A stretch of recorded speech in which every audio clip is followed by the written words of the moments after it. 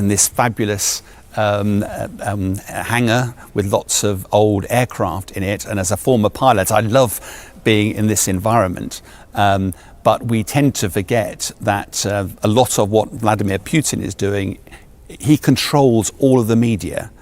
I'm here to help you and to help Ukraine, but Vladimir Putin controls everything in Russia. They hear what he wants to tell them. He tells them that they're on the front foot. He doesn't tell them about the casualties. He doesn't tell them that Russia started this war. He tells them all a very different story. And I think that's where we have to watch some of his actions and how he dresses, because that's very much for his domestic audience. Also, you mentioned that he was looking quite old. Do you believe that it was really Vladimir Putin?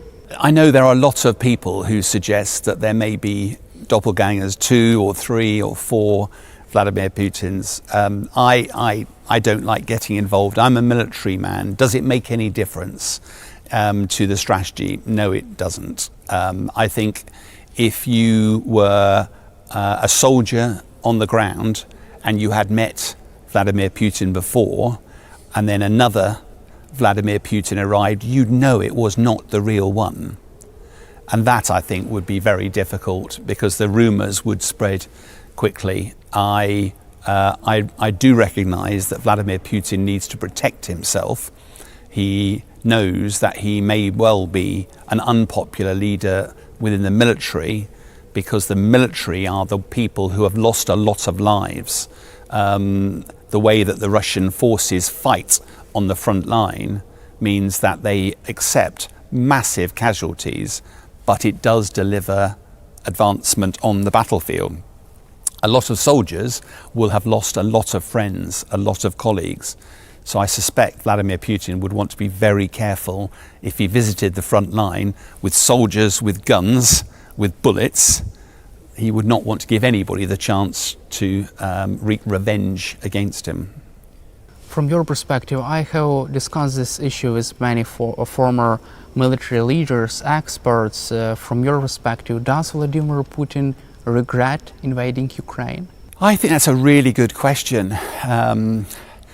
I look back at February 22, when Russian forces massed near the Ukrainian border and then made a push against Kyiv, and that 40-mile convoy and reports that many of the Russian soldiers had their dress uniform with them because they expected to be welcomed into Kyiv and with flowers. And thank you for... It was failure in intelligence. Well, a massive failure of intelligence.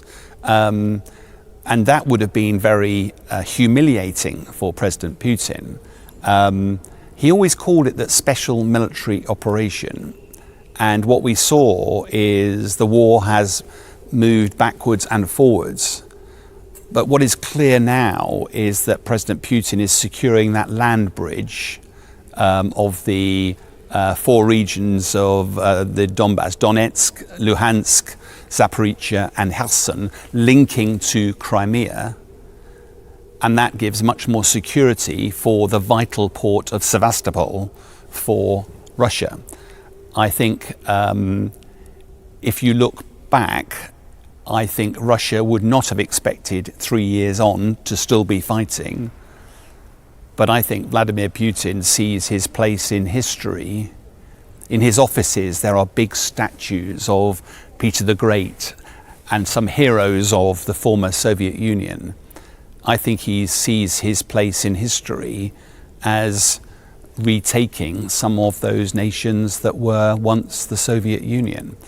And so whilst he probably didn't expect it to be this difficult, if you look at it through a different lens, he might have been very scared of NATO. I think he's less scared of NATO now because he's managed to scare Western politicians to not get involved. I think he's formed new relationships with Iran, with North Korea, with China. So in some respects, I think he might believe he is making Russia great again. And I know that sounds strange from where we sit in Ukraine, But this is all about his own audience, his own history, as he writes history, his chapter of it. So yes, I think he will be surprised it took so long, but I think strategically he will be very pleased with what has happened so far. I would like also to cover with you possible scenarios in case of a ceasefire deal. If Russia accepts a ceasefire deal in the nearest future, can Russia violate this deal and try to decapitate Ukrainian government by making, for example, great push to capture Kyiv or Sumy?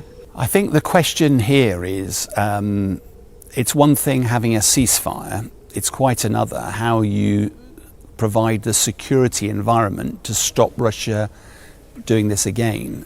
I think many in the West, I think particularly President Trump, just sees this as an opportunity to stop the fighting, stop the killing. As a military guy, unless you solve the problem, you don't end the war. The battle may stop, but you don't end the war.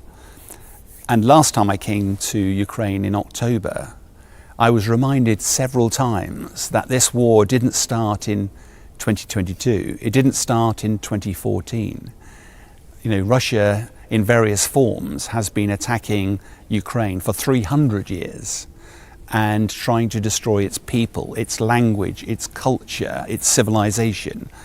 And that Russia won't stop. So pausing the war with a ceasefire will never be the answer. The answer has to be a robust security environment in that post-war time. And that, I think, is the most difficult conversation. I think President Zelensky has recognized he needs American help and therefore agreed to negotiate. But he's been very clear, I cannot allow my country to agree a peace unless we have something very robust in terms of security environment. And I was reminded when I came here last time, I remember history, 1994, the Budapest Memo, Ukraine was the third largest nuclear power, and Ukraine agreed to give back its nuclear weapons in return for a cast iron guarantee about the sovereignty of the country. 20 years later, Putin moves in and the West largely does nothing about it. That memory will not allow President Zelensky to accept a signature on a bit of paper. It has to be something more robust. And I think that is something that America, the West, Europe, my country is trying to work out. How do you provide that security environment? And of course, President Putin is going to say no, because he will want to maintain the option of having another bite at Ukraine in the future. My first question would be about this security guarantees for Ukraine. How would you like to see this robust security guarantees for Ukraine, and can the United Kingdom, France and other European allies provide Ukraine with enough security without American commitment, without US backstop? Yeah, it's a very difficult question. And one of the reasons I think it is so difficult is if you look at it in detail. Let's take one example. One military assessment said that we would need to have a force of 100,000 soldiers in Ukraine to provide that security guarantee. My country, we have 74,000 soldiers in the British Army, so it feels like we're almost there. But if you look at how many of our soldiers can be deployed, because some of them are doing training, some of them are in logistics, some of them, it's about 35,000 that can be deployed. Only British troops. I'm just talking about British troops now. And if you wanted to have an enduring presence in Ukraine, let's supposing they were there for 4 months at a time, you'd have to have one team deployed, another team preparing to deploy, and the team that's just come back having some holiday and a break. So you need to have 3 units, 3 times the number of forces that are actually deployed there. If you have 30,000 available, that means you can only support 10,000 on the ground at any one time. So if the United Kingdom can only do 10,000, let's supposing France and Germany can do a similar number,